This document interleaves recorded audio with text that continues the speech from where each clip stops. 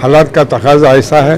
ठीक है, मैं कांग्रेस से सस्पेंड हुआ था और हम कॉलेज के ज़माने से स्टूडेंट लीडर के हैसियत से आए हैं। ठीक है, हम लड़ते हैं तो छोटे मोटे लोगों से लड़ते नहीं हैं, बड़े नेताओं से लड़ते हैं।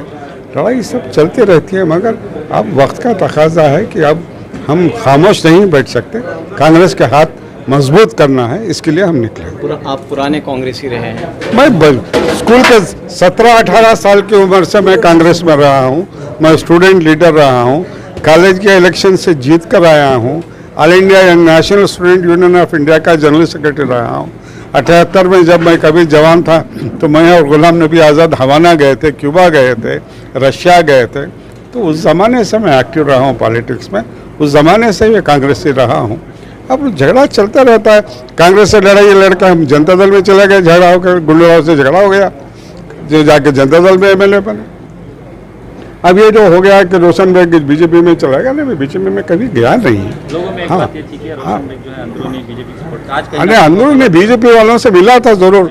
काम निकालना हो तो मिलना चाहिए। जब लॉ एंड ऑर्डर कौम का मसला आता है, जब सोशल इश्यूज आते हैं तो लीडरों से मिलना चाहिए। अगर येडियुरप्पा से मिलना है तो बीजेपी का चीफ मिनिस्टर है, कर्नाटका का चीफ मिनिस्टर है। तो जब कर्नाटका के चीफ मिनिस्टर को मिलने गया था, मैं कर्नाटका के होम मिनिस्टर से मिलने गया था, बीजेपी में शामिल होने के लिए नहीं गया था। कैसे कांग्रेस के उम्मीदवार जनाब मंसूर खान जो उम्मीदवार हैं, उनको सपोर्ट करने के लिए हमारे जनाब मुजाहिद बाबा साहब और उनके साथी सदाए मिल्लत के तमाम सदाए इत्तेहाद जो तंजीम है, इस तंजीम से एक महफिल थी। इसमें आज मंसूर साहब को आना था, मंसूर खान को आना था, मगर वहाँ कुछ सीएम के पास उनकी कुछ अर्जेंट मीटिंग हो गई।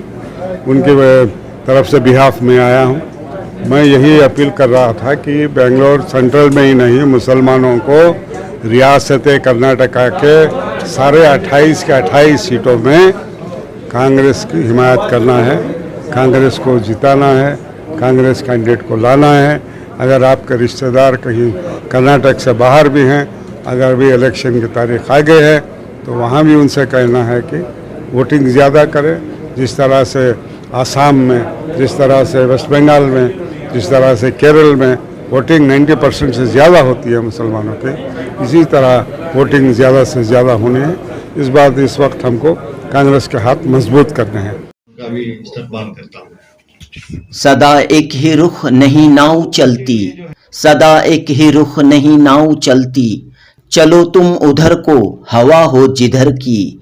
जी हाँ दोस्तों, आखिरकार आर रोशन बेग ने अपनी खामोशी तोड़ दी है।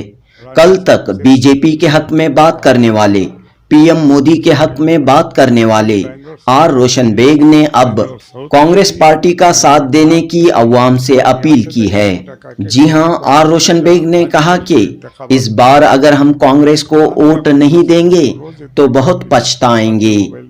बात कीजिए उनके भी, वोटिंग के दिन कहीं नहीं जाओ, वोट डालो, वोट डाल कर फलाने को वोट डालो। ये सेकुलर ताकत जो है, अब इस बार हम कांग्रेस को वोट नहीं देंगे तो बहुत हम पछताएंगे।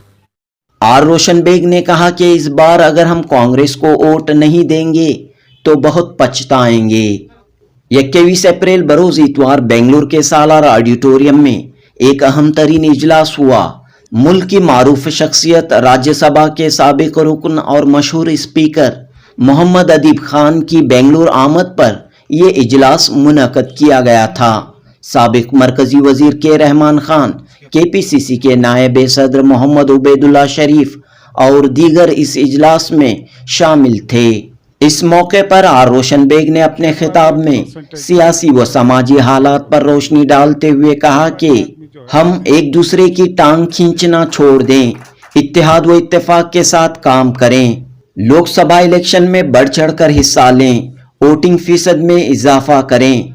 आर रोशन बेग ने खुलकर कहा कि मौजूदा हालात में सेकुलर ताकतों को इक़्तिदार में लाना चाहिए।